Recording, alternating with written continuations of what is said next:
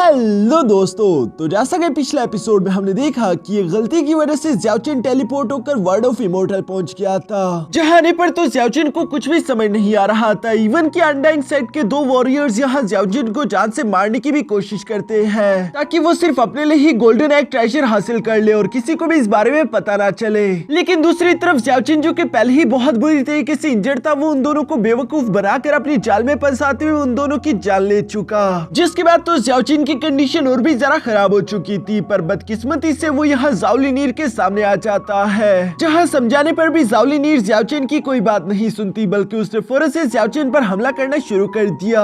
और ये लोग यहाँ इसी तरह से फाइट करते करते एक बहुत ही सुनसान जगह पर पहुंच गए थे, जहाँ अचानक ही ज़्याओचिन के पीछे एक एंशिएंट टाइनोसोरस रेक्स आ जाता है। जिस बीच को देखकर ज़ाओलिनीर यहाँ ज़्याओचिन को उसके हवाले छोड़ देती है, पर खुशकिस्मती से वहाँ पर होली यूनिकॉर्न आ चुका था, जो कि उस एंशिएंट टाइनोसोरस रेक्स से ज़्याओचिन की जान बचा लेता है। लेकिन दूसरी तरफ ज़्याओचिन अपनी मौत की कगार पर पहुंच गया था। साथ ही साथ उससे मोर्टल वर्ल्ड से अपने प्यारों की याद आ रही थी। ज़्याओचिन को लग रहा था कि शायद अब वो सरवाइव ना कर पाए, लेकिन उसकी बॉडी से निकलने वाला खून सेक्रेड गोल्डन एग पर जा गिरता है, जिसकी वजह से ज़्याओचिन के मिस्टीरियस गोल्डन इंस्क्रिप्शन टेक्निक की अवेकनिंग हो जाती है। यानी कि ज़्याओचिन अब पहले से काफी ज्यादा पावरफुल हो गया। अब आगे तो नेक्स्ट एपिसोड की शुरुआत यहाँ बिल्कुल उसी सीन से शुरू होती है, जहाँ ज़्याओचिन अपने सामने एक बड़ी सी शिप को सी के अंदर देख पा रहा था। ये शिप गू फैमिली को बिलोंग करती थी, जहाँ गू फैमिली का यंग मास्टर इस शिप का इस्तेमाल करते हुए ड्रैगन आइसलैंड की तरफ ही आ रहा है, ताकि वो यहाँ पर मौजूद सेक्रेट गोल्डन एग ट्रेजर्स को हासिल करते हुए खुद को ताकतवर कर सके। फिर तभी अचानक यंग मास्टर महसूस करता है कि उनकी शिप को एक बहुत बड़ा झटका लगा। वो अपने साथियों से सवाल करते हुए पूछता है कि क्या हम किसी चट्टान से टकरा गए, जो सुनकर उसके साथी भी यहाँ शिप से बाहर देखने की कोशिश करते हैं और उन्हें नीचे की तरफ एक बहुत बड़ा सी ड्रैगन दिखाई दिया, जो कि बहुत ही ज्यादा पावरफुल है, और उसने गू फैमिली की शिप पर हमला करना शुरू कर दिया था, जिसकी वजह से शिप बिगड़ने लगी। ये देखकर गू फैमिली के सारे वॉरियर्स और यंग मास्टर भी काफी ज्यादा हैरान थे। वो हैरान होते हुए कहते हैं कि आखिर ये किस तरह का मॉन्स्टर है। पर तब तक इन लोगों के लिए काफी ज्यादा देर हो चुकी थी। शिप के टूटने की वजह से यहाँ पर यंग मास्टर की दोस्त पानी में गिरने लगती है, जिसे बचाने के लिए गू फैमिली के यंग मास्टर ने भी अपनी पूरी कोशिश की, लेकिन गू फैमिली का यंग मास्टर बहुत ही जरा कमजोर था, इसलिए वो उसे बचा नहीं पाता। इवन कि वो तो खुद भी पानी के अंदर गिरने वाला था। पर तभी अचानक उसका एक वॉरियर तीसरी के साथ जंप करते उसका हाथ पकड़ लेता है। ज़्याओचिन जो कि कोस्ट एरिया से ये सब होता हुआ देख रहा था, वो शिप को देखकर समझ जाता है कि अब वहाँ पर कोई भी सरवाइव नहीं किया होगा। मैं समझ चुका हूँ कि इस ड्रैगन आइलैंड को छोड़कर जाना काफी ज्यादा डिफिकल्ट है, क्योंकि यहाँ पर पानी में भी एक सी ड्रैगन मौजूद है। ये सब सोचते हुए ज़्याओचिन उस कोस्ट एरिया से अंदर की तरफ चला जाता है। उसे भूख लगी थी, इसलिए वो अपने लिए शिकार करके कुछ पकाने लगा, जहाँ साथ ही साथ ज़्याओचिन अपने मन में सोच रहा था कि मुझे एक बात तो समझ आ गई कि इस आइसलैंड से निकलने के लिए मुझे किसी शिप से ज्यादा बड़ी चीज की जरूरत होगी, क्योंकि मैं खुद देख चुका हूँ कि एक शिप तो यहाँ पर सरवाइव नहीं कर पाई, इसलिए मुझे कोई दूसरा रास्ता ढूंढना होगा। ज़्याओचिन अपने मन में ये सब सोच रहा था, तभी अचानक उसे एक तरफ से कुछ शोर सुनाई दिया, इसलिए वो फौरन से चौकन्ना होकर खड़ा हो जाता है। तभी अचानक हम देखते हैं कि वहाँ पर एक बहुत बड़ा 4 आर्म जायंट एप तीसी के साथ जंप करते हुए यहाँ ज़्याओचिन के सामने आकर खड़ा हो गया। असल में इस जायंट एप को रोस्टेड मीट की खुशबू आ रही थी, जिसे स्मेल करते ही वो ज़्याओचिन के पीछे आ चुका है। दूसरी तरफ ज़्याओचिन तो उस बड़े से जायंट एप को देखकर काफी ज्यादा परेशान हो चुका था, और वो ये बात भी समझ जाता है कि मैंने बहुत बड़ी गलती कर दी। ये एप तो मेरी रोस्टेड मीट की स्मेल को ही फॉलो करते हुए मेरे पीछे आ गया, मुझे यहाँ से निकलना होगा। ये सब सोचते ही ज़्याओचिन ने तीसी के साथ उस रोस्टेड मीट को हवा में उछाल दिया, जो देखकर वो जायंट एप तीसी के साथ मीट को पकड़ लेता है। और यहाँ दूसरी तरफ ज़्याओचिन को वहाँ से भागने का मौका मिल चुका था, इसलिए ज़्याओचिन जितनी जल्दी हो सके वहाँ से दूर जाने लगा। लेकिन उसके दो छोटे छोटे पैर इस जायंट एप के सामने तो कुछ भी नहीं, बल्कि वो बहुत ही जल्दी से उस मीट को खत्म करने के बाद यहाँ ज़्याओचिन का रास्ता रोक देता है। ज़्याओचिन भी ये देखकर कश्मकश में पड़ गया था। उसे समझ नहीं आ रहा था कि आखिर वो करे तो करे क्या, क्योंकि वो इस जायंट एप के साथ फाइट भी नहीं कर सकता। अगर ज़्याओचिन ने इस जायंट एप को गुस्सा दिलाने की कोशिश की तो ये अंजाम उसके लिए ठीक नहीं रहेगा, इसलिए वो बिल्कुल भी रेजिस्ट नहीं करता। जबकि 4 आर्म जायंट पाइथन यहाँ ज़्याओचिन को हाथ में पकड़कर कहीं लेकर जाने शुरू हो जाता है। ज़्याओचिन चिल्लाते हुए सवाल करके पूछता है कि आखिर तुम मुझे कहाँ लेकर जा रहे हो, लेकिन ऑफ कोर्स इस जायंट एप को बात करने नहीं आती, इसलिए वो बिना जवाब देते हुए ज़्याओचिन को यूं ही अपने घर की तरफ लेकर आता रहा, जो कि एक बहुत बड़ी ऊंची पहाड़ की चट्टान पर मौजूद था। ज़्याओचिन भी इस जगह पर आने के बाद आसपास की जगह को देखकर काफी जरा हैरान हो चुका था, जबकि जायंट एप उसे नीचे उतार चुका। ये देखकर ज़्याओचिन को कुछ भी समझ नहीं आ रहा। वो खुद से सवाल करते हुए कहता है कि आखिर ये जायंट एप मुझसे चाहता क्या है, कहीं से मैं खाना तो नहीं लग रहा जो ये मुझे बचा जाकर बाद में खा लेगा। ये सोचते हुए ज़्याओचेन वहाँ से निकलने की कोशिश करता है क्योंकि वो इतनी जवानी में मरना नहीं चाहता। ज़्याओचेन अभी वहाँ से भागने ही वाला था, तभी अचानक दूसरी तरफ हम देखते हैं कि जायंट एप ने एक बीस्ट को पकड़कर तेजी के साथ ज़्याओचेन के सामने थ्रो कर दिया, जबकि वो खुद भी ज़्याओचेन के सामने आकर खड़ा हो जाता है। ज़्याओचेन हैरानगी के साथ उसे देख रहा था, तभी अचानक वो फोरआर्म जायंट एप यहाँ ज़्याओचेन को इशारा करते हुए बताता है कि मैं ये मीट खाना चाहता हूँ। दूसरी तरफ ज़्याओचेन को भी अब धीरे धीरे करके उस जायंट एप के इशारे समझ आने शुरू हो गए थे। वो जवाब देते हुए कहता है कि अच्छा, तो तुम चाहती हो कि मैं तुम्हारे लिए ये गोश्त पकाऊं। इस बात से तो ज़्याओचेन को कोई भी एतराज नहीं था, इसलिए हम देखते हैं कि वो आराम से यहाँ जायंट एप के साथ बैठकर उसके लिए गोश्त पकाना शुरू कर देता है। जहाँ ऐसा करते हुए शाम हो चुकी थी। जायंट एप भी ज़्याओचेन की मदद करने की कोशिश कर रहा था, लेकिन उसकी मदद ज़्याओचेन के लिए भारी ही पड़ रही थी। इसलिए ज़्याओचेन उसे जवाब देते हुए कहता है कि अरे यार, तुम ऐसा ना करो, क्योंकि अगर तुमने ज्यादा आग जला दी तो ये गोश्त जल जाएगा। इसलिए धीरे धीरे इस गोश्त को पकने दो, उसके बाद इसका जायका ज्यादा बेहतरीन रहेगा। जायंट एप को भी शायद ज़्याओचेन की बातें समझ आने लगी थी, इसलिए वो खामोशी के साथ बैठकर यहाँ अपने गोश्त का इंतजार करता रहा। जहाँ गोश्त तैयार होने के बाद वो उस पर झपट पड़ता है। दूसरी तरफ ज़्याओचेन यहाँ इस जायंट एप को देखकर अपने मन में कहता है कि इसका ये घर तो काफी सेफ लोकेशन पर है, क्योंकि ये जमीन से काफी जरा ऊंचा है, साथ ही साथ यहाँ पर खाने के लिए खाना और पीने के लिए पानी भी है। इसके अलावा अगर मैं कहूँ तो यहाँ का डांस ओरा भी काफी जरा एडवांस है। मुझे यहीं पर रुककर खुद को ताकतवर करना होगा और कोई ऐसा रास्ता ढूंढना होगा जिसका इस्तेमाल करके मैं वापस से मॉर्टल रेल्म जा सकूं। ये सोचते हुए ज़्याओचेन ने वहाँ पर मॉर्टल रेल्म की एक टेक्निक का इस्तेमाल करना शुरू कर दिया, जिस टेक्निक से ये लोग मॉर्टल रेल्म में एनर्जी इकट्ठा करते थे। लेकिन वो टेक्निक यहाँ पर कुछ ज्यादा असरदार साबित नहीं हो रही थी। ज़्याओचेन को काफी जरा अजीब लगा। वो समझ जाता है कि यहाँ के कल्टीवेशन मेथड जरूर अलग होंगे। तभी अचानक दूसरी तरफ हम देखते हैं कि जायंट एप भी तेजी के साथ जंप करते हुए ज़्याओचेन के सामने आकर खड़ा हो गया। वो समझ चुका था कि ज़्याओचेन क्या करना चाहता है। दूसरी तरफ ज़्याओचेन हैरान होते हुए जायंट एप से सवाल करके पूछता है कि ब्रदर एप, आखिर तुम क्या कर रहे हो? जबकि दूसरी तरफ जायंट एप तो यहाँ ज़्याओचेन को अपनी इस दुनिया की एनर्जी गैदरिंग टेक्निक सिखा रहा था। वो आराम से कल्टीवेशन पोजीशन में बैठकर अपने आसपास की सारी एनर्जी एक साथ इकट्ठा करना शुरू कर देता है। दूसरी तरफ ज़्याओचेन हैरानगी के साथ ब्रदर एप को देखकर कहता है कि क्या तुम मुझे स्पिरिचुअल एनर्जी इकट्ठा करने की टेक्निक सिखा रहे हो?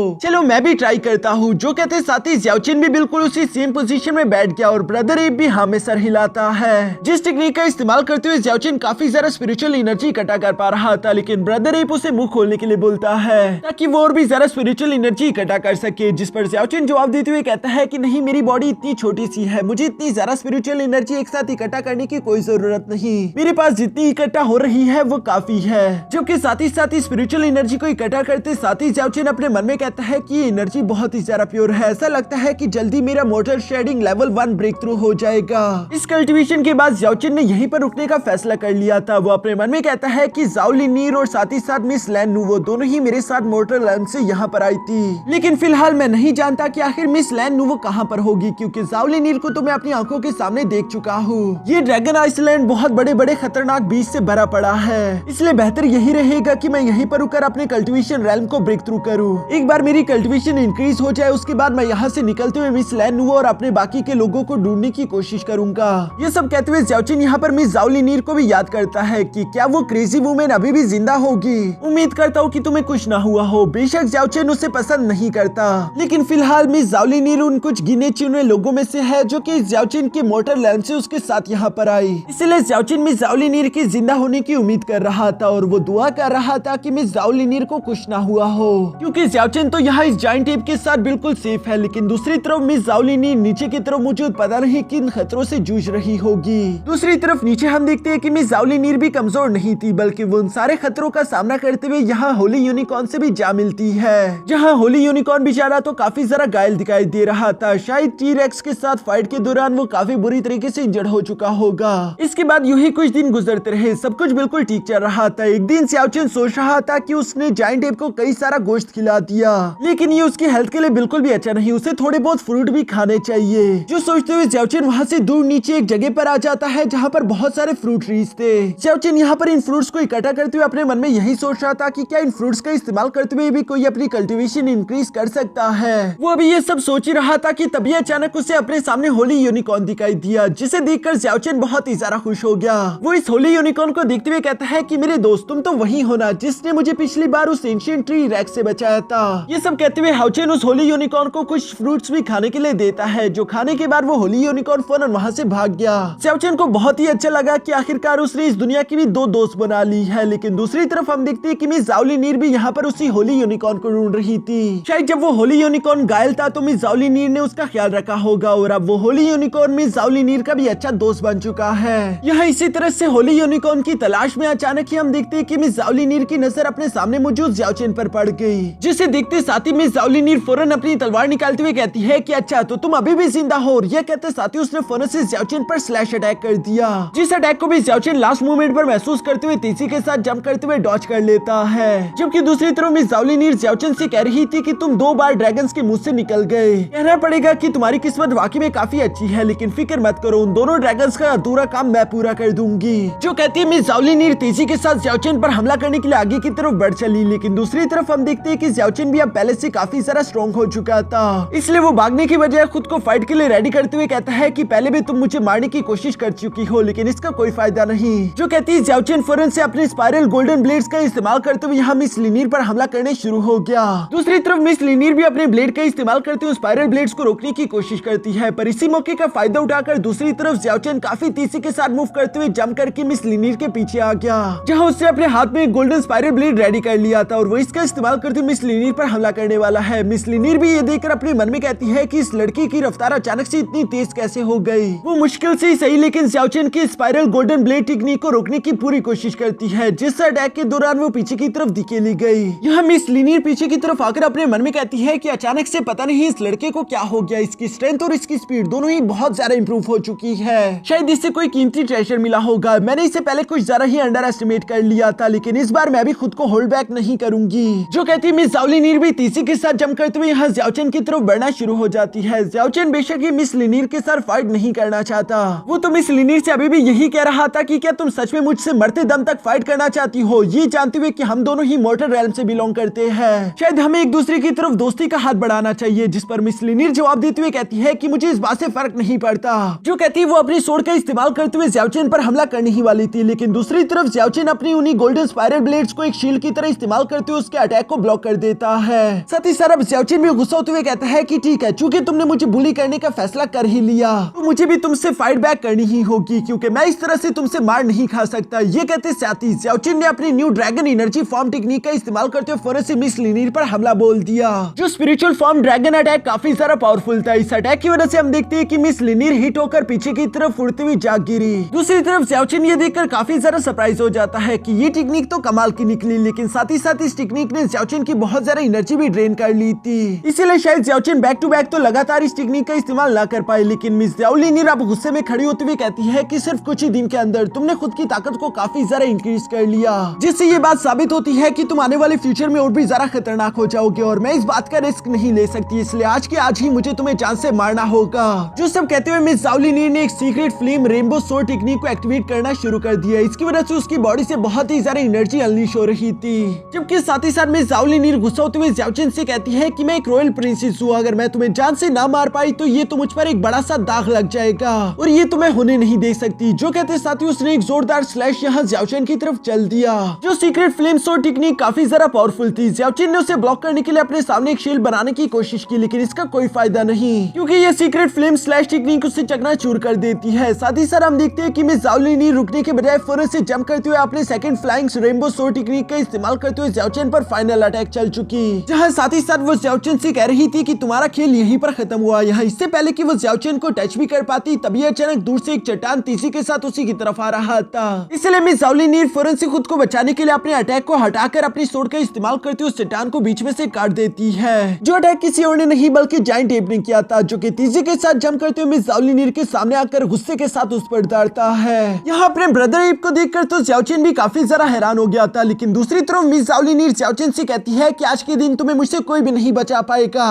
पिछली बार की तरह इस बार मैं ये गलती नहीं करूंगी। और ये कहते साथ ही वो तेजी के साथ जंप करते हुए दोबारा से ज़्याओचेन की तरफ बढ़ने लगी, लेकिन जायंट एप भी गुस्सा होते हुए फौरन से ज़्याओचेन के सामने आकर उसे प्रोटेक्ट करते हुए यहाँ मिस जाओली नीर को पीछे की तरफ धकेल चुका। जो देखकर मिस जाओली नीर कहती है कि ठीक है, सबसे पहले मैं तुम्हारा कुछ करती हूँ। और ये कहते साथ ही उसने अपने मल्टीपल रेनबो सोर्ड टेक्निक का इस्तेमाल करते हुए यहाँ जायंट एप पर अटैक्स करने शुरू कर दिए, जहाँ उन मल्टीपल रेनबो सोर्ड्स को जायंट एप अपने हाथों का इस्तेमाल करते हुए ब्लॉक कर रहा था। जो देखकर दूसरी तरफ ज़्याओचेन को भी ब्रदर एप की बहुत ही सारा फिक्र होने लगी। वो इमोशनल होकर ब्रदर एप से कह रहा था कि तुम्हें मेरे लिए इतना सारा खतरा उठाने की कोई जरूरत नहीं, लेकिन दूसरी तरफ ब्रदर एप तो किसी भी हाल में ज़्याओचिन को बचाना चाहता है। इसलिए वो इस मल्टीपल सोर्ड अटैक को ब्लॉक करने के बाद गुस्सा होती हुई तेजी के साथ मिस ज़ाओलिनीर की तरफ बढ़ने लगा, जहाँ पर मिस ज़ाओलिनीर भी अपने मन में कह रही थी कि अगर मुझे इस लड़के को मारना है तो सबसे पहले मुझे इस जायंट एप को खत्म करना होगा। जो कहती है मिस ज़ाओलिनीर यहाँ उस जायंट एप के साथ फाइट करने की कोशिश करती है। यहाँ पर हम देखते हैं कि जायंट एप की फिजिकल स्ट्रेंथ तो बेमिसाल थी। बेशक उसके पास कोई स्पेशल टेक्निक तो नहीं थी, लेकिन फिर भी वो अपनी फिजिकल स्ट्रेंथ का इस्तेमाल करते हुए यहाँ मिस ज़ाओलिनीर को बुरी टक्कर दे रहा था। जहाँ मिस ज़ाओलिनीर भी उसके अटैक से खुद को बचाने की हर एक मुमकिन कोशिश करती है, लेकिन तभी अचानक जायंट एप का एक जोरदार पंच उसे जाकर लग गया, जिसकी वजह से मिस ज़ाओलिनीर के होश तो ठिकाने आ गए थे। वो अब दोबारा से खड़े होकर फाइट करने की हालत में नहीं बची थी, जबकि जायंट एप भी उसका किस्सा खत्म करने के लिए उस पर फाइनल अटैक चल चुका था।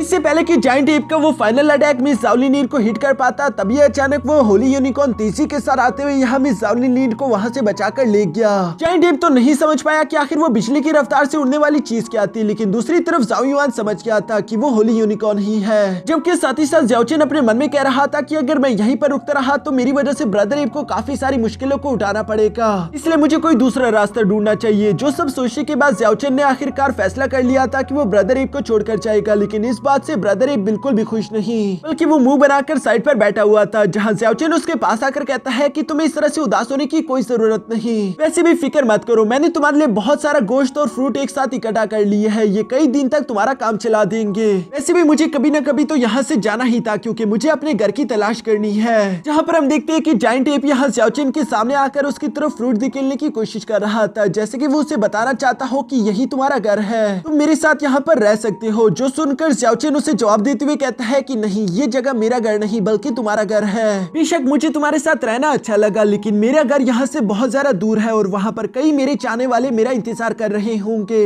इसलिए मेरे दोस्त अलविदा। जो सुनकर जायंट एप को तो काफी सारा गुस्सा आ रहा था, वो दोबारा से मुंह बनाकर वहीं पर बैठ गया और ज़्याओचिन उसके लिए कुछ नहीं कर सकता। बेशक वो भी जुदा नहीं होना चाहता, लेकिन यही करना सबसे ज्यादा जरूरी है, इसलिए वो मजबूरी में वहाँ से जाने लगा। जायंट एप भी अब काफी ज्यादा इमोशनल हो चुका था और आखिरकार वो ज़्याओचिन को अलविदा कहने के लिए तैयार हो जाता है। वो फौरन से खड़े होकर ज़्याओचिन को कुछ इशारे करने लगा, जो सुनकर ज़्याओचिन भी हंसते हुए जवाब देकर कहता है कि फिक्र मत करो, मैं अच्छे से मेहनत करूंगा ताकि मैं खुद को ताकतवर कर सकूं। इसी के साथ ज़्याओचिन उसे अलविदा कहकर यहाँ से चला जाता है। इसके बाद सीन शिफ्ट होकर दूसरी तरफ मिरर लेक फॉरेस्ट पर आ गया, जहाँ पर हम देखते हैं कि मिस ज़ाओलिनीर काफी जरा गहरी सोच में पड़ी हुई थी। सबसे पहले तो वो यहाँ होली यूनिकॉर्न का शुक्रिया अदा करती है, क्योंकि अगर वो ना होता तो शायद वो आज के दिन जिंदा भी ना होती। साथ ही साथ मिस ज़ाओलिनीर अपने मन में कह रही थी कि आखिर मैं यहाँ पर क्या कर रही हूँ, मेरे पास कोई जिंदगी का गोल ही नहीं। बेशक मैं एक टाइम पर रॉयल मेडन हुआ करती थी, लेकिन अब वो सब कुछ पीछे रह गया। मुझे अब अपनी जिंदगी का कोई दूसरा मकसद ढूंढना चाहिए, क्योंकि ये जगह बहुत ज्यादा खतरनाक है, चारों तरफ कई सारे खतरनाक बीस्ट मौजूद है। अगर मैं इसी तरह से यहाँ पर सर्वाइव करने की कोशिश करती रही तो ये मेरे लिए बहुत ज्यादा डिफिकल्ट हो जाएगा, इसलिए मुझे लगता है कि मुझे खुद को ताकतवर करने पर ध्यान देना होगा। ये सब कहते हुए मिस ज़ाओलिनीर धीरे धीरे से होली यूनिकॉर्न के पास आ जाती है, जहाँ पर हम देखते हैं कि होली यूनिकॉर्न भी बहुत ही प्यार से मिस ज़ाओलिनीर की तरफ देखते हुए उसके सफर में उसका साथ देने के लिए तैयार हो जाता है। यानी कि होली यूनिकॉर्न मिस ज़ाओलिनीर को अपने मास्टर के तौर पर एक्सेप्ट कर चुका है। इसलिए मिस ज़ाओलिनीर जैसी होली यूनिकॉर्न को टच करती है, अचानक उसकी बॉडी से बहुत सारा गोल्डन एनर्जी एक साथ अनलीश हो गई, जो कि इन दोनों के बाउंड कॉन्ट्रैक्ट को शो कर रही थी। साथ ही साथ हम देखते हैं कि इसी वजह से यहाँ पर होली यूनिकॉर्न की अवेकनिंग भी हो गई। यहाँ पर इस होली यूनिकॉर्न के लेवल को ब्रेक थ्रू होता हुआ देखकर मिस ज़ाओलिनीर भी खुश होते हुए कहती है कि शाबाश लिटिल वन, तुमने तो वाकई में कमाल कर दिया। अब चूंकि तुमने अपने मास्टर के तौर पर मुझे एक्सेप्ट कर लिया है, इसलिए मैं भी अब से पूरी जान लगा दूंगी, ताकि आज के बाद तुम्हें कभी भी मेरे लिए इतना बड़ा खतरा उठाने की जरूरत ना पड़े। अब वक्त आ चुका है कि मैं मोर्टल रेल्म वहाँ की यादें और हर एक चीज को बुला दूं, क्योंकि वो मेरा पास्ट है और मुझे आगे के फ्यूचर पर ध्यान देना होगा। मेरी जिंदगी का इस लम्हे से सिर्फ एक ही मकसद है कि मुझे रेल्म ऑफ इमॉर्टैलिटी तक पहुंचना होगा, ताकि मैं हर एक मुश्किल को ऐसे फेस करूं जैसे कि वो मेरे सामने कुछ भी नहीं। यहाँ मिस ज़ाओलिनीर ज़्याओचिन से बिल्कुल उल्टा सोच रही थी, क्योंकि ज़्याओचिन अपनी पास्ट जिंदगी में वापस जाना चाहता है, जबकि मिस ज़ाओलिनीर अपने पास्ट को बुलाकर न्यू फ्यूचर को एक्सेप्ट कर चुकी। यहाँ इसी तरह की बातें करते हुए मिस ज़ाओलिनीर होली यूनिकॉर्न के साथ कोस्टल एरिया में आ जाती है, जहाँ उसे अपने सामने गूफ फैमिली की वही टूटी फूटी शिप दिखाई देती है। जहाँ पास आने पर हमें देखने को मिला कि गूफ फैमिली का यंग मास्टर अभी भी जिंदा है, जिसने अपने सामने मिस ज़ाओलिनीर को देख लिया। मिस ज़ाओलिनीर भी हैरानगी के साथ यहाँ गूफ फैमिली की उसी यंग मास्टर को देख रही थी। और इसी के साथ हमारा ये एपिसोड यहीं पर खत्म हो गया।